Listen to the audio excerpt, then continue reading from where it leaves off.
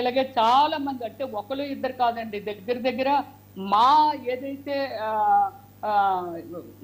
అది గచ్చిబౌలి మా సొసైటీ ఉందో, సొసైటీలో నుంచే దగ్గర దగ్గర 100కు పైన కంప్లైంట్లు వెళ్ళాయండి. అంటే అక్కడ జరుగుతున్న ఏది శ్రీధర్ రావు గారు ఎంటర్ అయ్యాకండి. దానికి ముందు దాని మీద ఏమి కంప్లైంట్స్ అవి ఏమి లేవండి.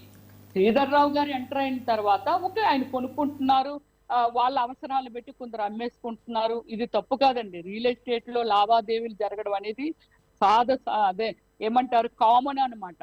కానీ ఆయన అక్కడ చేస్తున్నది ఏమిటంటే, మీ ప్లాట్ ని ఆక్రమించేసి అసలు అక్కడ సంబంధాలు లేకుండా ఏవో కట్టేసి రూట్లు క్లోజ్ చేసేసి మొత్తం రూట్లన్నీ అతనే హ్యాండ్ ఓవర్ చేసేసుకొని రోడ్లని తీసేసి అతనే ఏదో కట్టేయటము ఇలాంటివన్నీ చేశారు. కాబట్టి హైడ్రా ఆ తన యాక్షన్ తను చూపించిందండి. అంతే తప్ప హైడ్రా ఎందుకంటే ఊరికినే వెళ్ళి మొత్తం ఈ స్టేట్ మొత్తం మీద హైడ్రాకి అదే పని కాదు కదండి.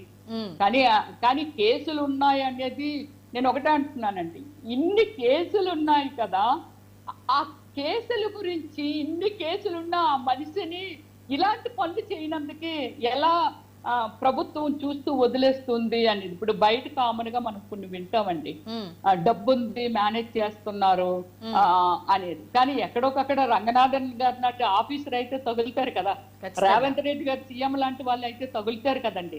అది తెలుసుకోకుండా ఎంత దూరం అండి, ఎంతమంది రక్తాలు, ఇంతమందిని బాధలు, ఇంతమంది కన్నీళ్లు, ఇది అవసరమా అండి? ఓకే, డబ్బు సంపాదించుకున్నారు, డబ్బుని ఎంజాయ్ చేయండి. లక్షల కోట్లున్నా నీకు షుగరో బీపీ ఏదో ఉంటే నువ్వు తినేది ఇంతే, ఏది తినొద్దు, ఏది తినకూడదు అని అంటారు. దీనికోసం ఎందుకండి ఇంత ఆరాటము, ఇంతమంది కన్నీళ్లు, ఇంతమంది మరణాలు, ఇవన్నీ అవసరమా అండి? ఇన్ని కేసులు ఉన్న వ్యక్తి నైటి రోడ్డు మీద ఎలాంటి ప్లేస్ లో ఉందో తెలుసండి మాది. ఎన్ని సంవత్సరాల క్రితం, 25 సంవత్సరాల క్రితం నేనైతే 30 సంవత్సరాల క్రితం ఉన్నోళ్ళు ఉన్నారు, 40 సంవత్సరాల క్రితం ఉన్నోళ్ళు ఉన్నారంట అందులో ఇంకా. కానీ ఈ రోజు వరకు దాన్ని ఎంత బాగా చూసుకుంటున్నామో అంటే అంత బాగా చూసుకుంటున్నామండి.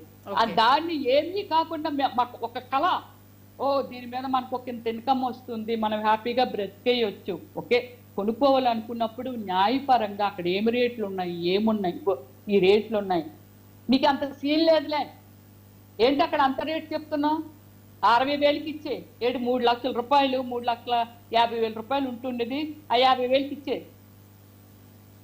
ఏంటి అంటే ఒక బెదిరింపు. ఇదండి ఇది. నన్ను ఎప్పుడు